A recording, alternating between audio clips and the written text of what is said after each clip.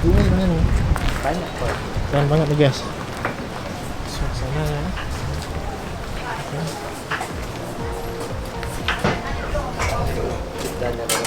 Wih.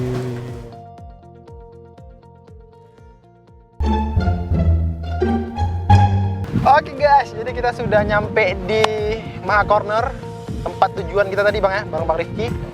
Ini emang indah banget pantainya, tapi kita tadi mau cari view di laut, gagal karena panas kali ya. Cuacanya masih panas. Nanti kita ke sana aja lagi. Ya nggak apa, nanti kita jalan-jalan ke sana ya. Kita akan lihat view-nya gimana sih, pasti indah banget. Tapi kita sekarang mau apa nih bang? Kita Mau makan. Mau makan sambil ngobrol lagi nih ya, sambung yang tadi nih ya. Boleh. Oke, baik. Ini kita disponsori Coca-Cola tuh. Kita geser. Coca-Cola. Ya. Tapi kita nggak geser. Oh, tapi kita nggak geser ya. Di sini aja. Baik. Oke bang, kita makan Ya. dulu nih bang. Tapi ini sebenarnya Nasi cocok ya gorengnya buat satu lagi. nuansanya ya. Nuansanya cocok banget dengan family mungkin ya. Ya. Oke. Thank you bang. Oke. Baik. Teman-teman semua. Ya, ini saya suka sekali Maha Corner karena tempatnya membuat kita rileks ya. Relax. Pantainya dapet, suasana alam hutan pinusnya juga dapat ya. Gitu. Jadi ya seneng kayak berasa di Jawa, di Bandung. Oh iya, di sana ada juga bang ya. Ada juga, tapi kalau hutan pinus kan gini, suasananya memang di daerah ketinggian ya. Tapi ini oke. bisa dikombin dengan adanya laut, ombak yang bergulung-gulung seperti di Bali gitu. Cocok banget ya, apalagi Senin sampai Jumat itu kan jam kantor yang begitu padat. Ya, Cocok banget jadi di hari weekend ya, refreshing ya. Ya, Oke bang, kita coba ini kayaknya Boleh. makanan spesial di sini ya. ya ini tadi Pizza pepperoni. pepperoni ya. Ah, Wih, keren Bisa banget nih guys. Kita nggak endorse nih ya, tapi kita tapi ini enak, favorit juga aku di sini. udah berapa lama? Maksudnya sudah berapa sering kemari bang? Ada beberapa kali Ada berapa kali ya? ajak karyawan ya, ajak teman-teman, orang-orang yang memang di luar dari Aceh. Aku justru ajaknya ke sini. Kemari ya. Baik. Apa sih yang paling berkesan ketika abang datang kembali selain melihat suasana alamnya? Di sini makanannya enak, pizzanya pizza kayu bakar ya, Oh, jadi kayak nggak ada di manapun. Kemudian dia punya cita rasa hangat otentik, kayak kita makan pizza dari Italia ya. Jadi mungkin cita rasanya cukup internasional. Nggak banyak kok menunya, kebanyakan. pizza, nasi goreng ya. Minumannya juga lebih ke simple, soft drink Ya. teh. Kemudian ya alamnya, bisa lihat kan pantainya Ombaknya begitu ini ya, tinggi ya. tinggi. Saya suka kayak ingat kayak kita di Bali. Nah, Aceh nih kalau kita bisa promosikan dengan baik, saya rasa banyak akan wisatawan baik domestik maupun mancanegara akan Yang berkunjung kemari ya. berkunjung di Aceh, karena wisata alamnya cukup alami, memang betul-betul pure, belum terjamah dengan beberapa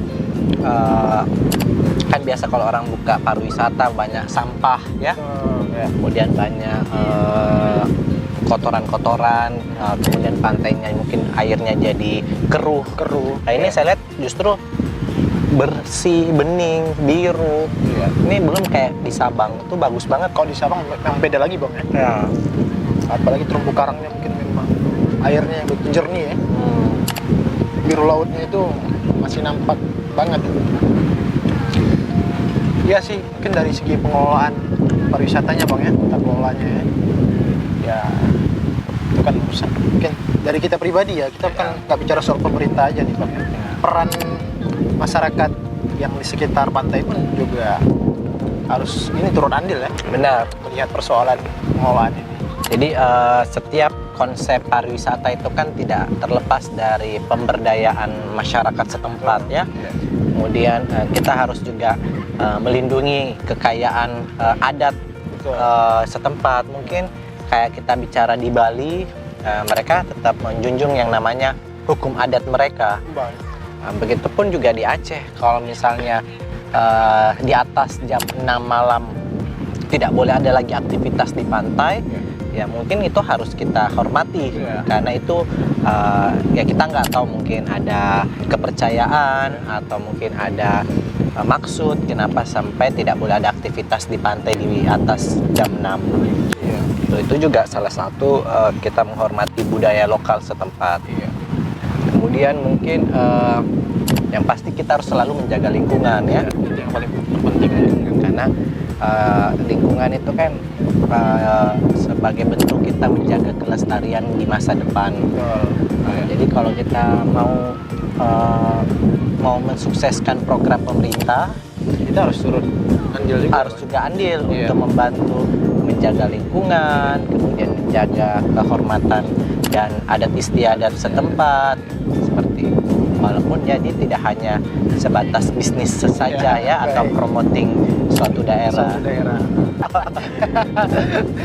Baik. Tadi udah bicara soal karir nih Pak ya. Abang jauh-jauh dari Makassar nih ke Aceh, kan nggak bicara soal mengimplementasikan bagaimana kita menyampaikan kepada masyarakat tata tertib hukumnya gimana, bisa kita berlaku hukum kan. Ini mungkin lebih ke ini nih Bang, pasangan hidup ya. Mungkin dari sosok Bang Rifki ini kan masih sendiri aja sampai saat ini. Sendiri bukan berarti tidak kesepian. Ya, baik. Gitu. Kapan sih Bang? Sekarang umurnya sudah berapa nih? Sekarang 27. 27? Ya. Hampir mendekati 30 tahun ya? Ya. Biasanya umur-umur 30 tahun itu sudah matang tuh Bang. Ya, Sudah bisa menemukan pasangan hidup. Umur laki-laki kan nikah kan di kisaran 25 sampai 30 ya. Iya. Jadi ya kalau memang jodohnya di Aceh, ya udah kita cari aja yang ada di sini. Tapi pingin orang Aceh. Ya siapapun itu, mau dari manapun, kalau memang kita cocok dan memang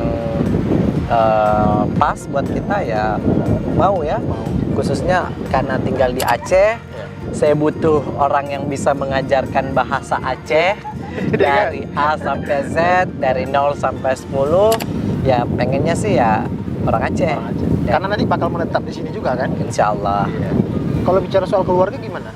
Bakal ikut Bang Rifki nanti kemari? Keluarga yang di Makassar? Enggak, kita kan sudah dewasa ya. Bisa mandiri lah ya. Sudah mandiri ya, kita sudah hidup masing-masing. Saya sudah di kota Banda Aceh, di Aceh ya, sudah menjalani hiduplah di Aceh.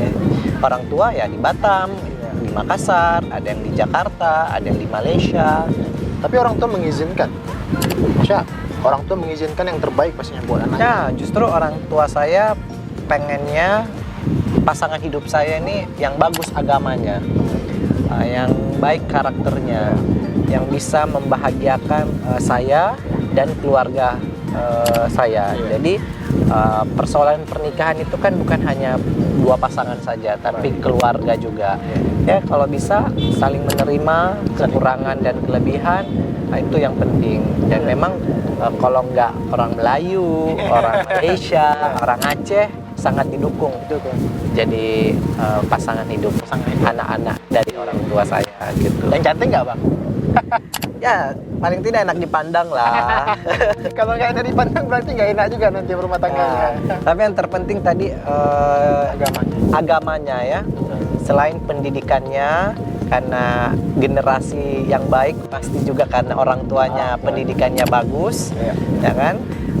Kemudian agamanya ya paling tidak bisa membatasi saya supaya tidak melanggar agama, hukum agama atau apapun itu, mengingatkan saya jika jauh dari agama. Itu jauh lebih baik daripada yang cantik atau anak orang kaya mungkin. Realistik ini. Ya saya nggak melihat itu, karena tugas laki-laki memang kan untuk mencari nafkah. Jadi bukan tugas perempuan atau harta dari keluarga dari perempuan.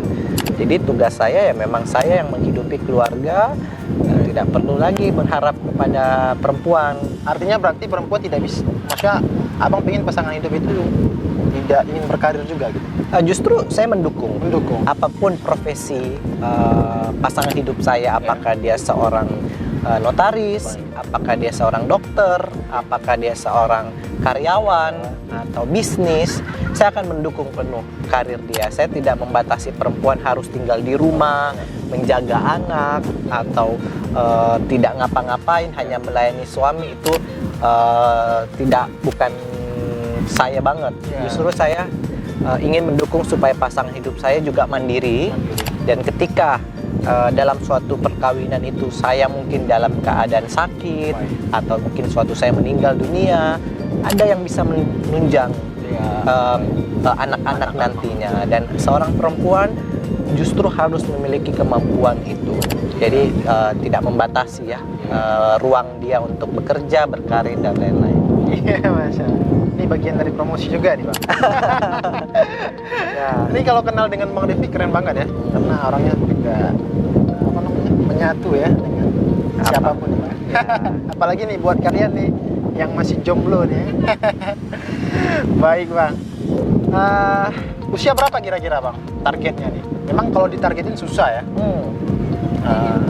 Mungkin ada rencana lagi nanti ingin melanjutkan karir yang lebih bagus? Kalau ditanya kapan, kalau ada jodohnya, untuk saat ini saya belum bisa memperkirakan. Baik. Karena sekarang saya di posisi lagi memulai karir, ya, membangun yang namanya fondasi finansial secara keuangan. Karena membangun perkawinan itu tidak hanya sebatas menikah, lahiran, udah gitu. Tapi menikah itu kan nanti ada biaya tanggung jawab ya, ada anak, ada biaya susu, biaya sekolah, biaya ya kalau ada yang sakit. Memang kita bukan berbicara melawan takdir. Tapi itu memang harus dipersiapkan. Harus dipersiapkan. Kita hidup, apalagi di era hidup pandemi seperti ini, kita nggak bisa memprediksi rezeki atau kemampuan kita masih sanggup untuk mencari uang ya. Ada yang bilang juga ketika kita sudah menikah maka dibukakan lagi pintu rezeki. Ya, insya Allah kalau memang itu diberikan yang terbaik, ya semoga aja didekatkan ya dengan melalui pernikahan. Tapi kalau saya tetap, karena saya sebagai seorang laki-laki, calon suami, memiliki tanggung jawab buat istri dan anak-anak, ya saya harus siap untuk memiliki finansial yang matang untuk itu. Tapi kalau saat ini, abang memang ini, maksudnya tidak keberatan untuk memulai itu? Pasti tidak. Karena kan ini baru bicara soal memulai karir nih. Ketika sudah ditakdirkan, untuk saat ini saya lebih fokus untuk tetap membangun kantor ya, kantor mencari klien, karir betul-betul stabil. Kemudian yang kedua, saya ingin membahagiakan orang tua saya dulu, karena orang tua saya masih ingin mendapatkan banyak kehidupan dari saya, karena mereka yang membiayai sekolah saya. Saya anak pertama, dan kalau saya menikah, saya mungkin nanti takutnya akan lupa dengan orang tua saya, dengan adik-adik saya. Tapi ya justru dengan saya sekarang sudah berkarir, punya penghasilan yang cukup, alhamdulillah ada, ya saya ingin mensisihkan itu buat orang tua saya, buat adik-adik saya, buat keluarga saya. Baru misalnya saya memikirkan baru untuk kehidupan keluarga saya secara pribadi. Ketika itu merasa cukup. Tapi kalau misalnya orang tua saya sudah memang menyuruh untuk segera menikah, untuk memiliki anak, dan tidak menjadi masalah terkait keuangan, dan itu bisa dibicarakan baik-baik dengan istri dan mertua atau menantu dan mertua, ya it's no problem kan. Oke, baik. Persiapannya justru harus mapan juga nih, Bang. Kalau dari Bang Rifki sendiri nih kan, kalau dari segi finansialnya kira-kira tabungannya berapa sih? kisarannya nih. Nggak tahu ya, lihat aja di bank. Lihat aja di bang. Ini nggak mati lagi nggak sih? Sepertinya enggak bang. Coba aja dulu Ya. dicek. Sebelum kita melangkah jauh. Oh tidak. Prank ya, di tengah-tengah ada prank nih. Oke. Ah. Nah itu gimana bang? Maksudnya abang udah mempersiapkan tabungan abang berapa sih? Kalau pernikahan, saya rasa nggak perlu bermewah-mewahan ya. Baik. Yang penting sesuai dengan rukun nikah, ada saksinya. Kemudian kita mengundang keluarga, teman-teman, kerabat dekat. Saya rasa sudah cukup, tidak perlu ada glamoritas atau kemewahan. Artinya sudah punya tabungan itu? Kalau untuk pernikahan yang sederhana, saya rasa sudah. Alhamdulillah mungkin bisa ya. Berapa kira-kira tabungan? Ya nggak tahu. Itu data pribadi. Makanya kalian kalau ingin tahu, ya komunikasi aja nanti langsung dengan Bang Rifki. Lanjut bang, gimana bang kira-kira? Berarti memang sudah mampu kau dalam hal kesederhanaan ya? Ya, kalau saya lebih suka hidup sederhana aja. Maksudnya, buat apa juga punya uang banyak tapi kita nggak bahagia. Maksudnya nggak bahagia dipandang orang lain gitu?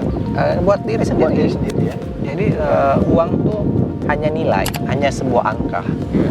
Uang kita hari ini 5.000 atau hanya 100.000, kalau kita bersyukur itu cukup, itu kita bahagia. Bahagia.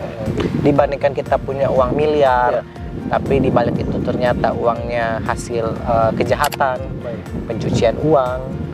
Buat apa? Buat apa? Tidak berkah. Saya rasa apa yang kita pakai, apa yang kita makan tidak halal. Baik, saya sepakat bang. Nah kalau abang posisi abang sekarang kan karirnya juga udah bagus nih kan.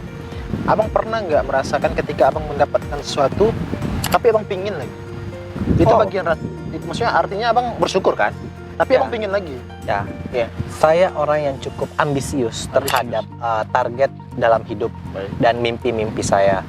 Ketika saya dapat A, saya pengen B. Setelah dapat B, saya pengen C. Ya. Itu berarti kita memiliki visioner dan jiwa yang maju, pemikiran yang maju. Kita bersyukur apa yang kita dapatkan hari ini dengan segala apa karir, pendidikan yang saya dapatkan hari ini. Alhamdulillah saya terima, saya jalani dengan baik dan saya berterima kasih kepada orang tua, teman-teman dan sekitarnya. Tapi hari ini saya tidak mungkin sebatas ini saja. Iya. Saya harus bisa jauh lebih baik. Misalnya, saya harus kuliah lagi Betul. ke S3. Ada misalnya. rencana nih ya? Ada rencana. Iya. Mungkinkah saya kuliah di Amerika, Betul. mengambil PhD, Iya. atau mungkin saya atau misalnya sekarang saya kerja di Aceh dalam jangka waktu 5 tahun, 10 tahun. 10 tahun kemudian saya pindah ke Jakarta untuk mendapatkan kehidupan yang lebih baik di ibu kota. Kenapa tidak? Kenapa tidak? Nah, itu kan salah satu target. Atau misalnya klien kita mungkin kali ini hanya perusahaan-perusahaan UMKM, mungkin target kita akan masuk ke perusahaan-perusahaan BUMN, perusahaan-perusahaan multinational company, perusahaan asing, kenapa enggak ya? Nah, itu selalu ada target dan target.